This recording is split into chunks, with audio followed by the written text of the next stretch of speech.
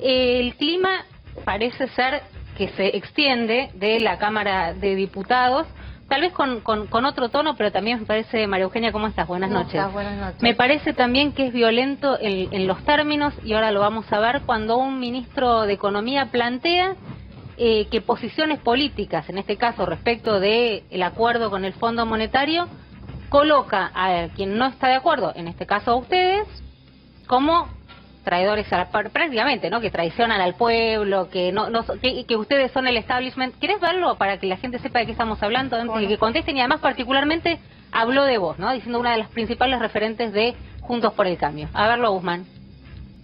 Formó básicamente una alianza con parte del poder económico en la Argentina y también con el establishment financiero, con el poder financiero internacional. Y fue una alianza que fue en contra de los intereses del pueblo. Eso es lo que motiva a gente como a mí, como en mi caso, a dar todo para cuidar a la Argentina, porque eso es anti-Argentina.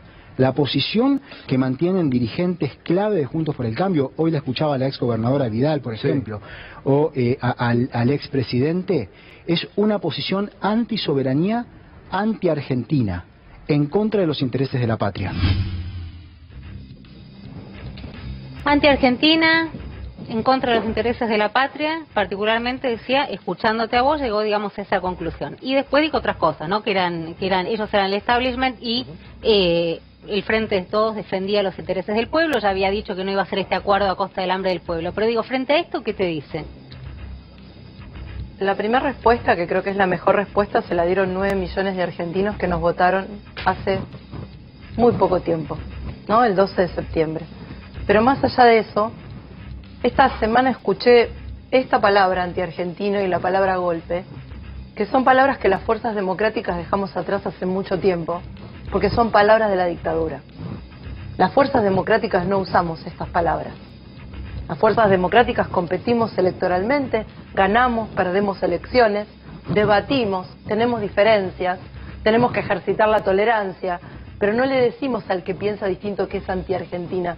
Porque esa palabra anti-argentino, los argentinos lo recordamos muy bien. Y es de la peor etapa de nuestra historia. Pero además, quiero decir... golpe ya se venía, perdón, María Eugenia, ya lo había dicho, creo, vos lo habías contado, Juliana Di Tulio, con el tema de la presidencia de la Cámara, ¿no? Que era, sí, bueno, me parece también un golpe institucional de tu parte. Digo, viene esa línea. Me parece absolutamente irresponsable. Absolutamente irresponsable, pero no solo hacia Juntos por el Cambio, hacia los argentinos, que si hay un acuerdo que tenemos hace 35 años, más de 35 años, es sobre la democracia. Y me parece irresponsable además y utilizado en campaña electoral y de manera tribunera, pero lo más grave no es eso, Romina, sino que lo más grave es que el ministro de Economía, mientras se dedica a atacar a la oposición de esta manera, tan intolerante, no puede dar respuestas sobre los problemas más graves que tienen todos los argentinos. El 50% de inflación, el 40% de pobreza, 10 millones de argentinos entre los que trabajan en negro y los que buscan trabajo, y no hay plan hace 2 años. Pero la respuesta la da de alguna manera el por qué estamos así, la respuesta digamos, más ramplona y sencilla sería, bueno, Macri tomó una deuda y nos la dejó y nosotros asumimos de esta manera y que se hagan también responsables. O sea, él no dice que esa respuesta que no puede dar es responsabilidad de ellos. Mira, números básicos, y yo lo he explicado más de una vez, y ya he pasado por chequeado y por todos los chequeos posibles. Cristina Fernández de Kirchner en su último mandato tomó 42.000 millones de dólares de deuda y gastó 30.000 millones de dólares de reserva. ¿Eso cuánto te da? 70.000 millones de dólares. Mauricio Macri tomó de deuda 70.000 millones de dólares. Alberto Fernández, en lo que va de su mandato, lleva más de 30.000 millones de dólares. ¿El problema es Macri o el problema es el déficit? Entonces, ¿vamos a encarar los problemas en serio o vamos a ver a quién le echamos la culpa? La Argentina tiene problemas económicos estructurales. Creo que el ministro se molestó porque yo dije que los hechos demostraban que los congelamientos de precios no servían, pero no porque lo dice María Eugenia Vidal, porque desde 1970 hasta acá se hicieron 10 congelamientos de precios en distintos gobiernos, de distintos signos políticos, y no funcionaron. Está bien, pero a ver, ayer estaba el presidente de la Cámara de Comercio diciendo esto es una olla a presión, va a estallar, el día que termina el congelamiento, es imposible, digamos, que los precios no trepen. Ahora, la otra posición es, hay que darle alivio al bolsillo de los argentinos con esta inflación galopante, y el congelamiento de precios por lo menos permite que puedan acceder a algo parecido, te diría, no sé, Jairo, decime los números, pero algo parecido a empatarle a la canasta con un salario básico. Sí, bueno, no, la canasta es 3 veces el salario básico. Bueno, o sea, por eso estoy diciendo algo parecido. En todo caso, está tratando de frenar una inercia inflacionaria que, como dice Feletti, le ha ido comiendo poder adquisitivo en comida al salario. Lo que seguramente Vidal opinará es si esto funciona o no, si va a tener éxito hasta el día 90, hasta el día 14 de noviembre. Lo que digo es, las medidas para resolver la inflación son más estructurales. El congelamiento de precios puede ser un parche, que yo quiero ver, veremos si funciona o no en un mes cuando el INDEC mida la canasta de inflación y veremos si efectivamente funcionó. Mientras tanto, también veo militantes, intendencias, gobiernos provinciales saliendo a controlar, digamos la verdad, los supermercados son el 30% de las bocas de expendio, sí. El resto son almacenes de barrio. ¿A esos estamos yendo a controlar que bancaron en la pandemia? ¿Esos son los grandes formadores de precios? Pero no tiene un punto, Guzmán, cuando habla de la deuda, puntualmente con la deuda del fondo. Vos, tu equipo económico, durante el gobierno de Cambiemos, eran críticos de cómo se gestionaba la economía a nivel nacional. Uno lo sabe, lo ha charlado, vos lo has dicho ahora como mirada retrospectiva. La deuda con el fondo, que es una deuda que el gobierno de Macri decide ir a buscar para parar una crisis porque no podía pagar la deuda que había tomado de mercado. Esa deuda, puntualmente, ¿no hay un punto de Guzmán ahí? Esa deuda es responsabilidad ya no del déficit, sino del mal manejo del flujo de capitales del gobierno de Cambiemos. Esa deuda sirvió para pagar los vencimientos que la Argentina había comprometido, que a su vez, digamos, venían pagando vencimientos de deudas de gobiernos anteriores. Digo, tanto la deuda del fondo no se fugó, que cuando vos ves la deuda de la Argentina antes y después de la deuda con el fondo, está en valores similares en miles de millones de dólares. Está en 320.000, 317.000 millones de dólares antes y después. Es decir, no es plata adicional. Es evidente que es para pagar vencimientos de deudas que la Argentina venía arrastrando. 2 de cada 3 dólares de los que Mauricio Macri tomó eran para pagar deudas anteriores. Por eso me parece que si ponemos la discusión y la seguimos poniendo en el lugar de la intolerancia, en el lugar del prejuicio, en el lugar de la ideología, nunca llega el momento en el que nos ponemos a trabajar en serio para resolver los problemas a la gente de una manera de largo plazo, ¿no? A ver qué parche ponemos para llegar a la elección al mes que viene. Esta posición de la que vos hablás, digamos, que tiene el gobierno, que tiene el oficialismo, ¿vos crees que cambió después del 12? Digamos que el tono se endureció, que fue escalando. Digo, porque el tono de Guzmán es amable, pero no deja de ser violento, digamos, en el contenido de su declaración política. Es una declaración grave. Decir que nuestra fuerza política, más allá de mí en particular, es antiargentino, es grave. Pero vos decís que eso es antidemocrático. Pero que tiene que ver con lo que fue la paliza del 12, digamos, que el gobierno todavía está tratando de ver cómo puede digerir. No lo sé, lo tiene que explicar él. A mí lo que me preocupa del gobierno no es tanto cómo me califique, sino la enorme improvisación que yo veo todos los días. Porque por un lado Guzmán va a buscar un acuerdo con el fondo, con el jefe de gabinete, y por otro lado la cámpora canta que no le va a pagar la deuda al fondo. Digo, todos los días vemos inconsistencias. Si vos estás aplicando una política de congelamiento de precios, no duplicás la emisión en el segundo semestre, porque es como dice Hernán Lacunza, es como si podás el árbol a la noche y a la mañana lo regás. ¿Vos no ves ahí, María Eugenia, en las declaraciones del ministro de Economía una sobreactuación de Guzmán para mostrarles a los propios? No es casual que las declaraciones las hizo en C5N, para mostrar a los propios que él forma parte de este modelo contra el fondo, contra el imperialismo, cuando justamente desde el Frente de Todos, hasta la propia Cristina Fernández de Kirchner, muchas veces lo ha catalogado como el ajustador. ¿No te parece que obedece más a eso también, a atacarlos a ustedes pensando en el frente interno? De hecho en algo sí coincido ahí, sí hizo un ajuste. Hizo un ajuste sobre jubilaciones, hizo un ajuste sobre salarios, y eso es evidente en el último año y medio. Ahora, fuera de la discusión del ajuste, lo que me preocupa es que el ministro esté tan ocupado en declaraciones públicas y no en los problemas de la gente. Por eso para nosotros es importante equilibrar el Congreso. Porque si además a un gobierno que no se pone de acuerdo entre sí, que improvisa, le terminamos de dar y avalar el manejo del Congreso, los 2 próximos años, que van a ser años difíciles, porque ya el punto de partida de hoy sabemos que es difícil, necesitan equilibrio, necesitan tranquilidad, necesitan firmeza para defender a los argentinos de lo que está mal y necesitan sentido común y sensatez. Por momentos este gobierno nos hace sentir que pisamos hielo todo el tiempo. Para María Eugenia, este discurso no puede ser contradictorio. Estoy pensando en el votante que ve, digamos, que esto, estamos pisando hielo todo el tiempo, es una buena imagen, ¿no? Ese lago congelado que no sabe dónde puede crujir. Y decir, van a tener control de diputados y un control que no se estaba pensando que podría llegar a ser el del Senado, que era un número que nadie había siquiera discutido, no estaba sobre la mesa, lo hemos hablado en la quórum, discusión. No el control, no sí, la mayoría total, bueno, el quórum. Bueno, está bien, pero poder sentarse y discutir los temas que les interesa. Entonces, no está del otro lado el que puede pensar, y la verdad que el gobierno no es que me gusta, pero ¿cómo van a llegar 2 años teniendo a la oposición manejando, teniendo el poder de la agenda, digamos, del legislativo? Mira, y no, yo la verdad es que no prefiero votar otra cosa, o prefiero votar al gobierno y acompañarlo a terminar estos 2 años. Te doy un ejemplo bien concreto de hace muy pocas semanas.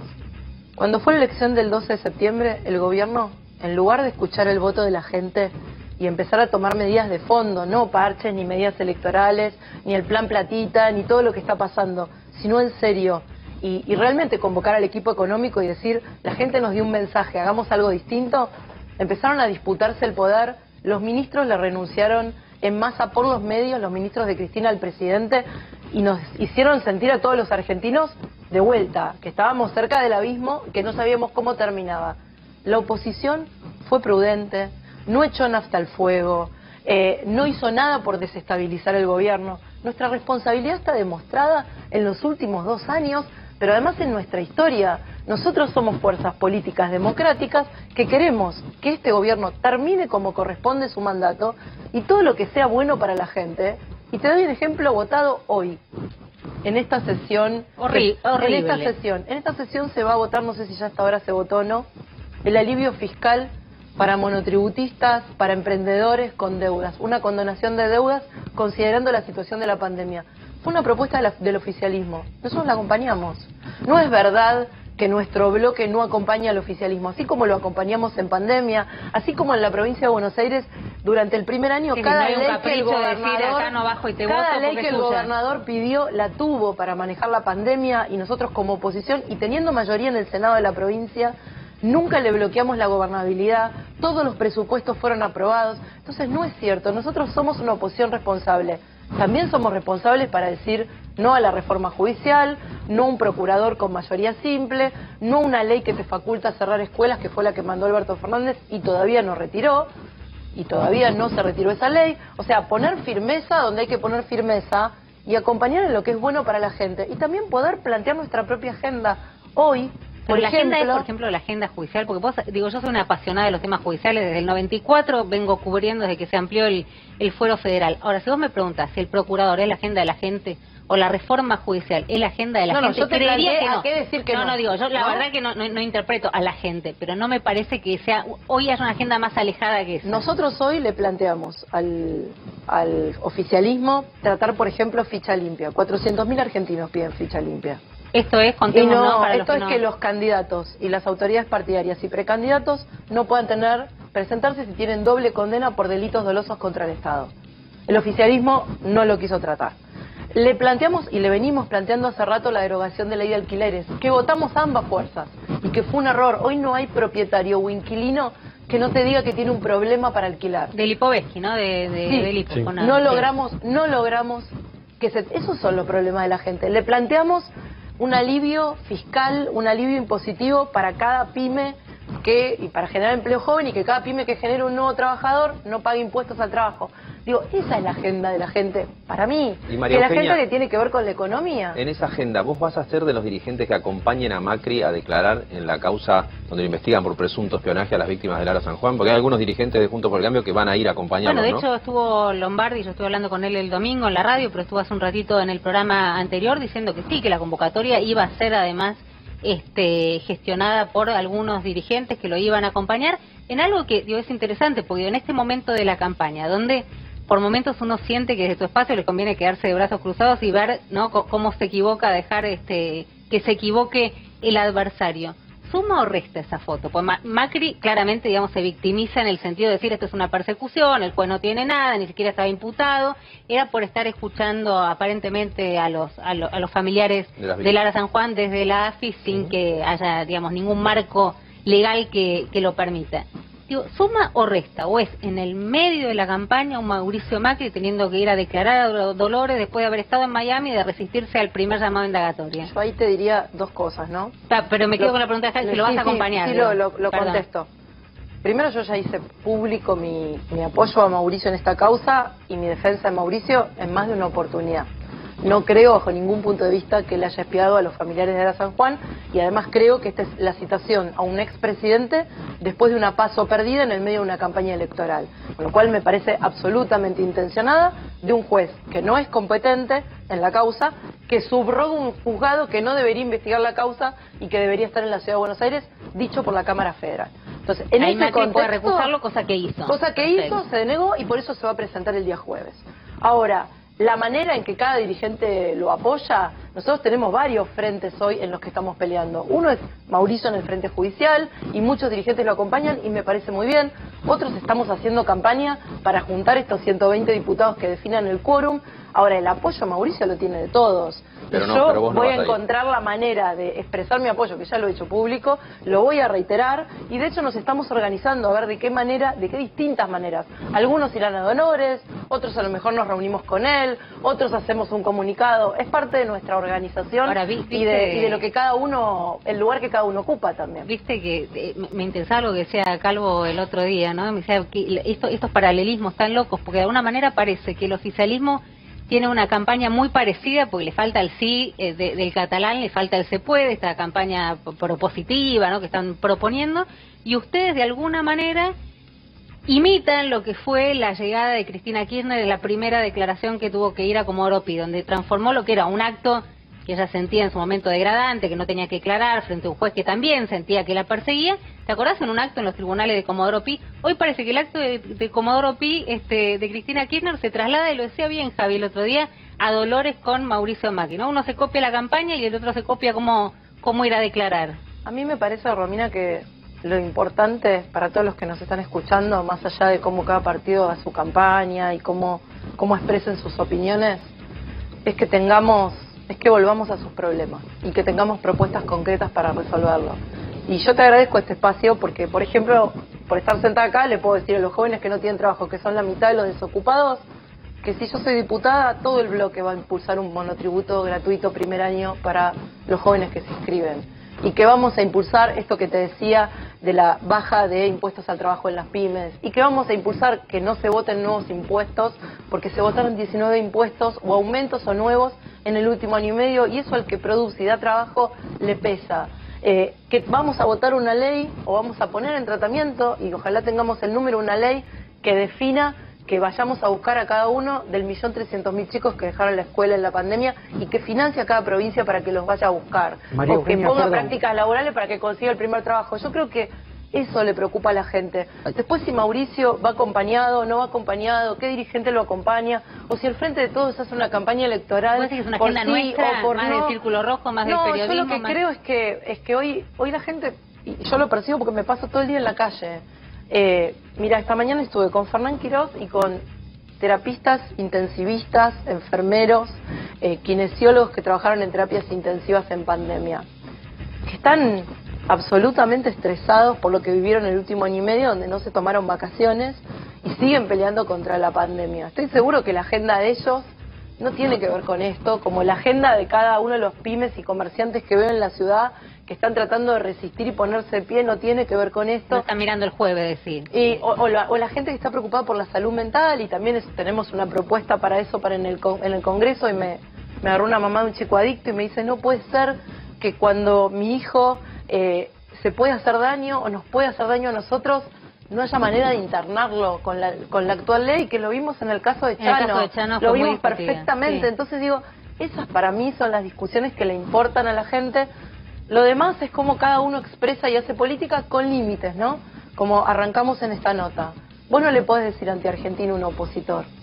Porque parte de la democracia es que quien se opone a tu partido piense distinto. Pero tampoco enfermo a Tailá. Digo, tiene que... No, tiene por que supuesto, ¿no? por Digo, supuesto. tampoco O enfermo a sea, Tailá. yo nunca estoy a favor ni de la descalificación ni de la violencia. En ningún sector. También me hubiera gustado saber qué es lo que estaba diciendo, ¿no? Sí, lo que estamos preguntando. ¿Cómo llevas la contradicción entre el discurso de campaña de que hay que bajar los impuestos y que en la ciudad de Buenos Aires nos metieron un sablazo a todos los porteños y porteñas, el gobierno de la ciudad, que es de creo entender que es de tu misma fuerza política, con el tema de las tarjetas de crédito, un impuesto extra para las tarjetas de crédito en nombre de el recorte arbitrario que hizo el gobierno nacional de recursos de la ciudad de Buenos Aires? ¿Cómo compatibilizás ese discurso de baja de impuestos con un aumento de los impuestos, de que una cosa es la campaña y otra cosa es la gestión? No, yo la verdad que ahí no siento que haya contradicción, Javier, y no lo siento porque fue así, de un día para el otro la ciudad perdió 75.000 millones de pesos, y esos 75.000 millones de pesos era todo el presupuesto del área de seguridad, pagaba los sueldos de la policía, la nafta de los patrulleros, la formación de policías nuevas, el equipamiento. Obviamente la ciudad no iba a eliminar la policía porque le habían sacado el presupuesto. Lo que hizo fue, la mitad de lo que le sacaron lo redujo en obras, porque además el contexto también quiero sumar. Te sacan la coparticipación, te cae la recaudación, porque el año pasado el PBI bajó 10 puntos, y tenés que gastar 5.000 millones más de pesos en salud, para más camas de terapia, para los centros de vacunación, para todo lo que hiciste, y más de 2.500 millones de pesos para abrir las escuelas. Entonces tenés más gastos, porque estás en pandemia, menos recaudación, y te sacan la coparticipación intempestivamente. El gobierno de la ciudad lo resolvió de dos maneras. La mitad de lo que lo sacaron fue reduciendo gastos y haciendo reasignaciones de partidas, y por supuesto cortando obras y cortando cosas que eran importantes para la ciudad hasta donde pudo. La otra mitad fue en un impuesto que definió desde el primer día como transitorio. Horacio Rodríguez Larreta se comprometió, nos devuelven la coparticipación y yo elimino estos impuestos. Ahora, en un contexto de pandemia, no es que hay una vocación de aumento impositivo. De hecho, la ciudad, tanto en el 2018 como en el 2019, por el consenso fiscal que habíamos firmado todos los gobernadores, había bajado sellos e ingresos brutos. Entonces, no es que venía subiendo impuestos, sino que se enfrentó a una situación que nadie podía imaginar, que en el medio de una pandemia el gobierno nacional iba a hacer una cosa así, con plata que no es de Horacio, ni mía, ni Mauricio, plata de los porteños, que les corresponde a los porteños, y por supuesto hubo que salir de emergencia a buscar una solución. Vos firmaste, ¿no?, en un acto de campaña con todos los participantes de la lista, la idea de que no van a aumentar impuestos como una expresión para la campaña. ¿No hay un poco de demagogia en eso? Digo, porque te estás limitando una herramienta. Hoy Europa está discutiendo imponerle un impuesto a las propiedades ociosas. En esta idea de deroguemos la ley de alquileres, ¿qué hacemos para que haya más oferta? España está discutiéndolo, Berlín, en Alemania también, poner un impuesto a la casa que está 2 años vacía. De golpe vos ya prometiste que no vas a poner ningún impuesto. ¿Tampoco lo harías con propiedades ociosas para estimular la oferta de alquileres, por ejemplo? Yo creo que el gobierno nacional ha llevado la presión tributaria al límite. De hecho, Mauricio le había bajado en su gobierno 3,5 puntos del PBI, y creo que ya está cerca de haber subido 2 puntos de lo que bajamos. Creo que si hay algo que no podemos seguir haciendo es aumentando impuestos. Claro, pero a veces la sobre todo coyuntura te cuando lleva. eso no se traduce y la gente no siente que se traduzca en mejores prestaciones sociales. Lo que digo es si a veces la coyuntura no te lleva. Macri asumió, bajó las retenciones, antes de irse la crisis lo llevó a tener que poner otra vez retenciones. Digo, a veces la declamación de no voy a subir ningún impuesto no termina siendo un poquito demagogia, porque después la vida te lleva a la coyuntura, hay políticas específicas. Vos no lo ves así. Yo creo que la Argentina tiene que empezar a encontrar otras salidas más estructurales, con discusiones más profundas, que no sigan siendo más emisión porque genera más inflación, más deuda o más impuestos. No podemos seguir siempre encontrando esos 3 atajos que vienen de décadas para resolver nuestros problemas, y creo que tenemos que tener discusiones más profundas, más serias, y ojalá podamos tener 120 diputados en el Congreso para que esas discusiones se den en el Congreso y podamos empezar a salir de esta cosa tan mezquina, tan chiquita, por momentos tan berreta, ¿no?, de discusión de la política, y empecemos a discutir lo que de verdad le importa a la gente en un plan más allá de este gobierno. Yo soy de las opositoras que no le quiere decir a los argentinos que tienen que esperar 2 años a que gane Juntos por el Cambio para estar mejor. Ojalá hay este algunos, gobierno... hay algunos que sí. Bueno, digamos, yo no soy de las que cree que cuanto peor mejor.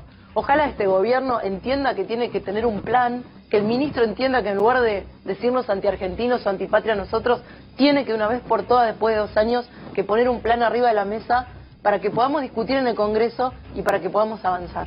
Ahora, María Eugenia, ¿no te sorprende, digo, y también lo hablábamos con mis compañeros, la centralidad que tiene Mauricio Macri? También, digamos, se lo preguntamos a quienes vienen del oficialismo, del Frente de Todos, respecto de Cristina Fernández de Kirchner, en una elección donde no es candidato, digamos, bueno, está así, ahora en estos últimos días empezó, ¿no?, a vérselo más haciendo... Sí, empezó volvió con ella. Volvió con ella. Hicimos un evento juntos. Un evento la semana pasada. Un evento la Después semana fue a Santiago pasada. de Cero. Pero la centralidad que sigue teniendo, y vuelvo a decirte, yo todavía no sé si es a favor o en contra, digamos, ¿no?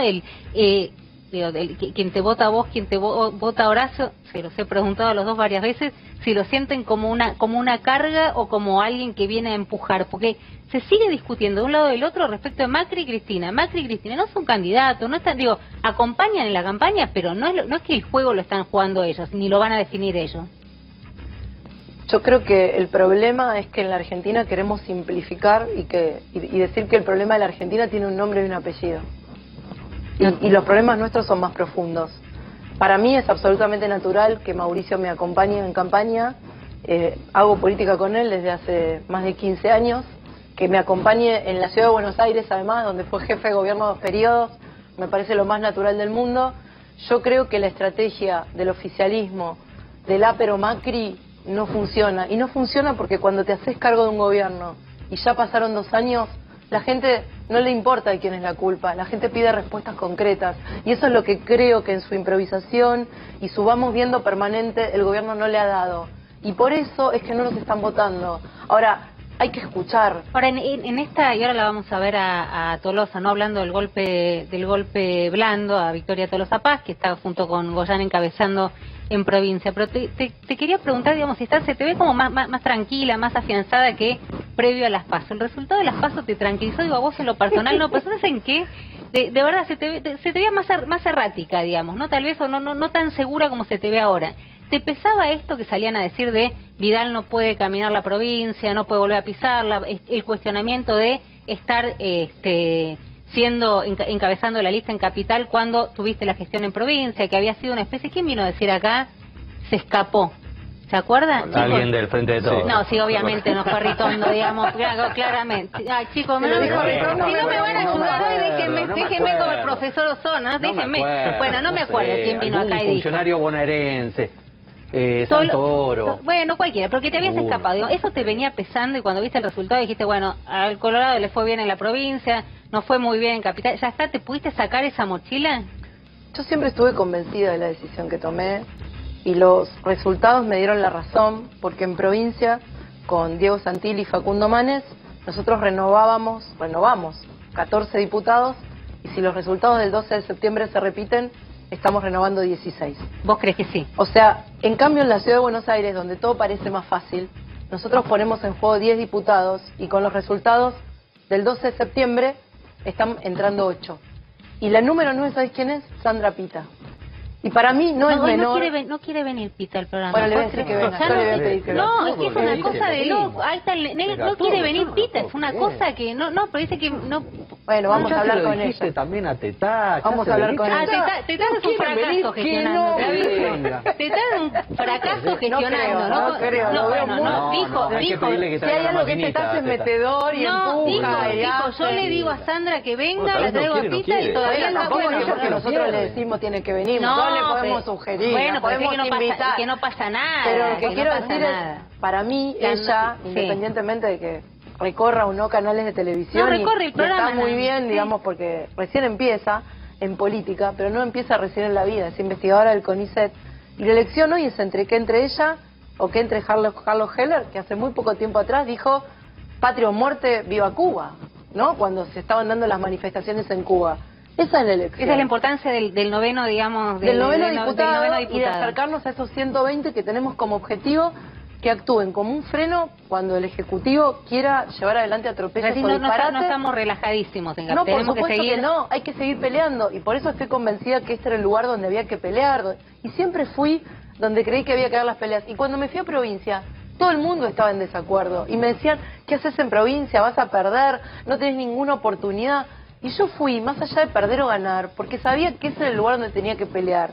Entonces yo estoy donde creo que hay que pelear, y creo que esa discusión la saldó la gente, y la saldó el 12 de septiembre.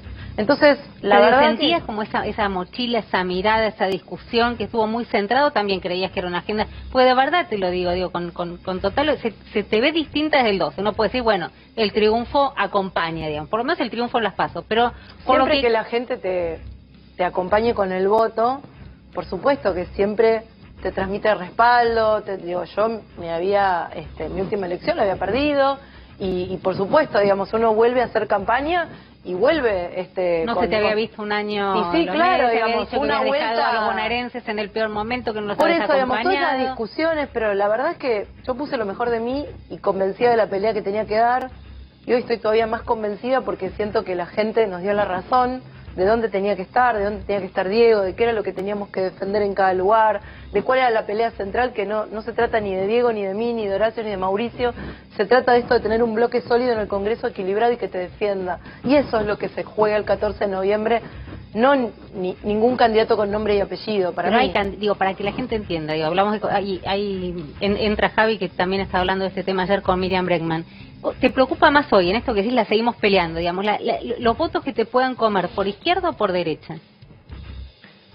La verdad que hoy yo siento que el voto de Juntos por el Cambio está muy sólido. Lo que pasa es que no alcanza para que entre Sandra Pita. Digo, ese voto yo creo que nos sigue acompañando. Pero yo quiero que crezcamos para que Sandra Pita pueda crecer. Pero si vos decís vamos a proteger, ¿no? Este sector que se nos viene acercando, o ¿de dónde te parece que podrían crecer la izquierda o la derecha, Milei, Bregman, ¿de dónde?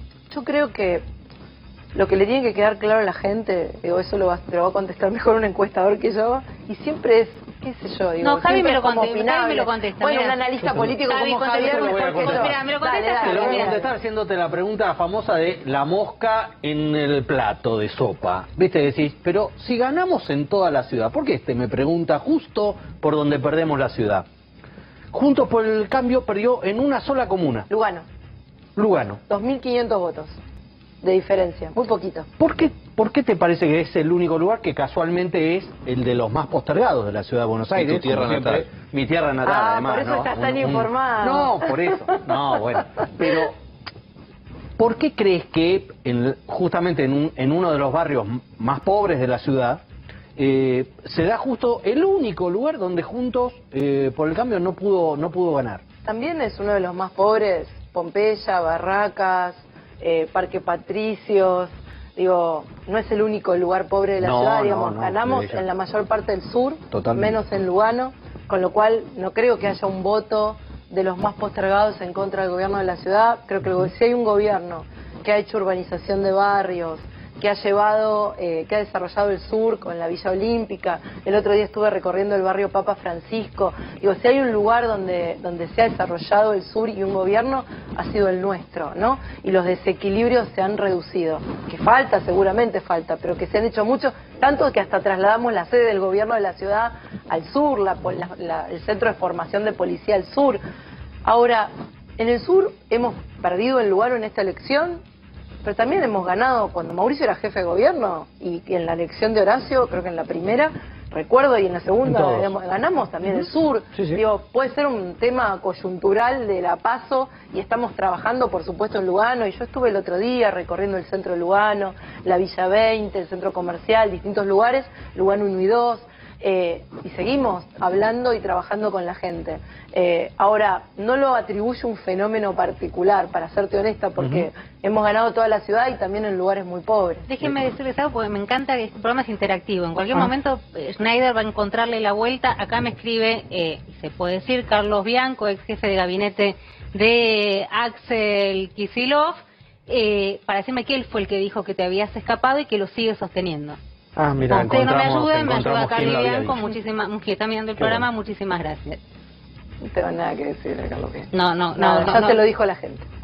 Ya contestó la gente. Respecto de la famosa escapada. Hubo una frase de Macri que me interesa ver cuál es tu mirada. Recientemente él planteó que no tiene amigos kirchneristas. Y me parece interesante como mirada ante la vida, de cómo uno puede sumar relaciones. Primero la ¿Tenemos pregunta, a Macri ahí? No sé si está ¿lo el tenemos, teco, Pablo? ¿no? Haceme un sí, Pero no, y si no... cualquier cosa decime. Pero si no me interesa tu mirada, en lo concreto, ¿vos tenés amigos que voten al kirchnerismo, que hayan votado, que sean kirchneristas? Porque me parece toda una definición de cómo uno se relaciona, cuánta grieta uno está dispuesto a tener en su vida. ¿Cuál es tu mirada? A ver, amigos, mis mejores amigos son mis amigos de la infancia, que son pocos, amigas, y no, ellos no son kirchneristas. Después de grande es como más difícil, ¿viste? Hacer amigos. Tengo, pero menos. La verdad que yo creo que eso, a mí no me sorprende que Mauricio haya contestado esto o que yo te esté contestando esto ahora. Porque el kirchnerismo ha dividido familias, ha dividido amistades. Digo, no conozco mucha gente que tenga esa capacidad de sostener vínculos de personas que defienden mucho a Juntos por el Cambio y personas que defienden mucho al kirchnerismo. ¿Y solo lo ha dividido el kirchnerismo? Digo, ¿O es un problema mutuo? Yo creo que es un proceso que empezó definitivamente el Pero kirchnerismo. no le resultó funcional, digamos, definición al crecimiento que tuvieron como espacio, no le resultó funcional este enfrentamiento que en su momento volvemos a lo mismo, ¿no? Entre Macri y Cristina crecían los dos, digamos. Había un momento donde se enfrentaban y crecían los dos. Yo no estoy de acuerdo con esa forma de hacer política, pero no tengo duda que la confrontación, la definición de enemigo, de nosotros estamos con el pueblo y el que no piensa como nosotros está en contra, todo esto, y que no solamente lo hicieron con nosotros, lo hicieron con los medios, lo hicieron con los empresarios, en su momento lo hicieron con el Papa, ahora reivindican al Papa, pero en su momento lo hicieron con el Papa. Digo, esta lógica de amigo y enemigo la instaló el kirchnerismo. Y lamentablemente a mí me ha pasado, no ahora, pero estar en campaña, en otras campañas, y que alguien venga y me diga, vamos a sacarnos una foto porque mi cuñado es kirchnerista, entonces si yo me saco una foto con vos y se la mando, yo diciéndole, pará. En la vida hay cosas más importantes que las diferencias políticas. Vos tenés una familia, no te pelees ni con tu hermana, ni con tu cuñado, ni con tu mamá, ni con tu papá por cómo pensás. No te pelees con tu mejor amigo por cómo pensás. Ahora, esto yo no tengo dudas que lo empezó el kirchnerismo y que particularmente Cristina Kirchner lo alentó y lo sigue alentando. O sea, arrancamos este programa hablando de que el ministro de Economía, como no comparte mis ideas, me dice anti-Argentina. O sea, esto es una división que permanentemente alimenta. Macri no tiene el mismo mambo, por decirlo así como se dice en el barrio. Macri no tiene el mismo mambo de alimentar esa situación de los que están enfrente, los kirchneristas, como una línea también trazada. ¿No comparten un espejo ahí con Cristina? Yo creo que no, y que además quien trae a Macri todo el tiempo a la mesa de discusión, como lo decía Romina antes, es el kirchnerismo. Y yo creo que trae a Macri todo el tiempo a la discusión, o me ha traído a mí en la provincia de Buenos Aires, porque no pueden discutir sobre el presente ni sobre el futuro, y entonces discuten todo el tiempo sobre el pasado. Pero para vos el país que viene es con el kirchnerismo, en alguna parte, en un acuerdo. Yo soy una persona que respeta la democracia, es con todas las fuerzas políticas que elija la gente, de Miriam Bregman al kirchnerismo, pasando por Milei, por nosotros, digo, eso es el Congreso. Ahora, por supuesto que yo creo que hay fuerzas democráticas que respetan más la Constitución que otras. Y eso marca una línea divisoria. Digo, para mí no es indiferente y hay límites a lo que puede ser el diálogo, a lo que puede ser el consenso, que son los valores. Y yo me paro en un lugar donde creo que el kirchnerismo no se para. Ahora, hay referente del espacio respecto de este mambo que marcaba Jairo. Por ahí tiene que ver con la edad, ¿no? Es una cuestión generacional, ya que te hace mambo. Yo lo entendí, ¿eh? ¿Vos lo entendiste? Sí, bueno, sí. bárbaro. Tenemos una gran noche, chicos. Me perdí, ahora me hicieron perder. No. ¿Qué? Sí, creo que ibas a este mambo que tiene Macri, no lo tienen claramente María Eugenia y Horacio Rodríguez Larreta, pero hay otros integrantes junto con la Mauricio que parece que lo... Claro, Larreta no dice que es amigo de Massa. No, pero digo, el propio Mauricio Macri, digo, todo el tiempo estuvo como asusando el fantasma del populismo representado en el kirchnerismo, lo que puede llegar a pasar, digo, ¿no? Vamos a hacer, digo, todas las cosas horrendas que le pueden pasar al país si el kirchnerismo pero para Romina, gana. A ver, más allá de si el kirchnerismo gana o agitar fantasmas, hay cosas que pasaron. Hay cosas que pasaron, y que pasaron en el último año y medio. Tuvimos 1 año y medio las escuelas cerradas sin evidencia científica. Eso es autoritario. Tuvimos un gobierno que le echó la culpa a los porteños de un virus. Y que además le echaba la culpa al runner, al remero, al surfer de lo que pasaba, y mientras tanto hacía una fiesta en Olivos. Momento, digo, no, hasta tuvimos un gobierno que hizo una vacunación. Desde la fiesta en Olivos pocos entendíamos que los runners puedan salir, no se entendía mucho del virus. El creerse por encima de la ley, el atropellar las libertades más allá de un tiempo prudencial de cuarentena, que todos entendíamos que era necesario. Pero extender la cuarentena a la cuarentena más larga del mundo, que es un atropello y un cercenamiento de libertades. El querer una reforma judicial funcional a las causas del poder político. Digo, no son cosas menores. No es que alertamos o decimos que el kirchnerismo va a hacer cosas que son imposibles de hacer. Ha hecho cosas graves. Ha hecho cosas graves y que, pero que hablar de Venezuela valores no es hablar, digamos, por lo menos, digamos, de una democracia plena. Entiendo lo de anti-Argentina y hacia dónde lo lleva Guzmán, digamos, cuando los indica, y vuelvo a insistir que a pesar del tono amable y encantador que tiene Guzmán, es sumamente agresivo en el concepto. Ahora, hablar de que podríamos ir camino también a un totalitarismo como Venezuela o no una democracia plena para no herir susceptibilidades, tampoco suena muy amable, digo, o no alimenta mucho esto Yo lo que creo que de la tenemos cercanía. es que hoy tenemos una democracia que tiene permanentes amenazas autoritarias. Yo no digo que estamos en un totalitarismo, pero sí, estamos en un gobierno democráticamente elegido, estamos en elecciones. Ahora, que tenemos un gobierno que utiliza recursos públicos para hacer campaña, es evidente. Que tenemos un gobierno que cercenó libertades de una manera absolutamente exagerada, injustificable el año pasado, es cierto. Que tenemos un gobierno que cerró escuelas 1 año y medio, es cierto. Que tenemos, son hechos, no son interpretaciones. Y son excesos y abusos de poder. No solo abusos de poder hacia el ciudadano, sino abusos de poder en términos de su propio beneficio. Porque la vacunación VIP, la fiesta de Olivos, son todas cuestiones en su propio beneficio. Ahora, ¿vos no crees que eso sí se reflejó en las urnas, digamos, el impacto en parte de las urnas? Definitivamente, yo creo que el 12 de septiembre hubo un basta enorme a todo este avance sobre nuestra libertad y que se va a ratificar el 14 de noviembre, pero que ese basta se concreta en el Congreso para defender esa libertad si tenés el número suficiente, porque si tenemos 115, 117 o 118 diputados, no cambia si tenés 120. Javi, la última tuya. ¿Vas a estar 4 años en la Cámara de Diputados? Yo ya dije que en el 2023 voy a estar donde tenga que estar para que Juntos por el Cambio gane la elección. Lo dije y lo dije a lo largo de toda la campaña, y eso supone que puede ser que siga 2 años más de diputada, que vaya de concejal de La Matanza, que sea candidata a presidenta, que sea lo que haga falta. Yo lo voy a hacer porque creo que este no es el camino para la Argentina, porque el modelo que ofrece el kirchnerismo no es el que yo quiero para mi país, y porque creo que Juntos por el Cambio es la única fuerza opositora a nivel nacional que le puede ganar al kirchnerismo. María Eugenia Vidal, muchísimas gracias por estar. Se quedó Jairo con un aseguro acá, pero bueno, próxima. Igual vuelvo, siempre le agradecemos.